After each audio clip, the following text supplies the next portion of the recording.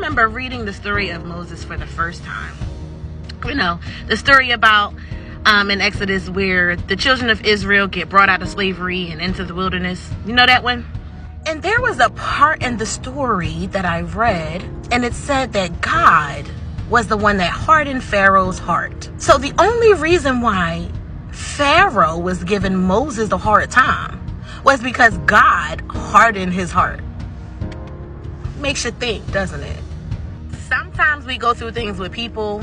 We go through trials and tribulations and all of these negative situations, and we blame it on the enemy or we blame it on people. But did you take the time to consider this just might be a God-ordained moment, a God-ordained attitude, a God-ordained trial? Did you ever take the time to consider that?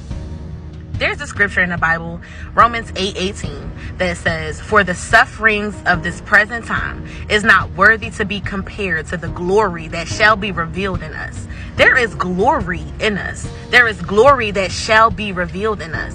But we cannot forget that our suffering is attached to that glory. Somehow our suffering correlates to bringing glory out of us. I encourage you, in the midst of this hard situation or in the midst of dealing with difficult people, just remember that your suffering is not in vain and there is glory attached to it. In Exodus, God wanted to prove a point. God wanted to manifest glory. He wanted to show himself mighty.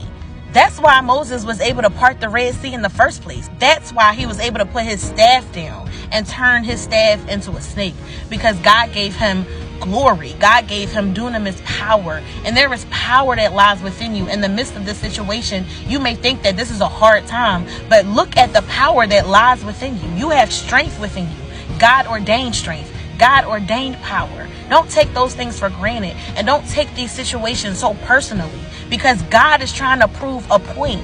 God is trying to get glory out of you. God is trying to show himself mighty in the midst of your suffering. So don't be discouraged.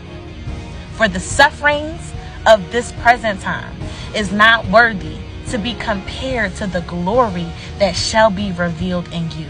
Remember that all things work together for the good of them that love the Lord and is called according to his purpose. Be encouraged. Peace.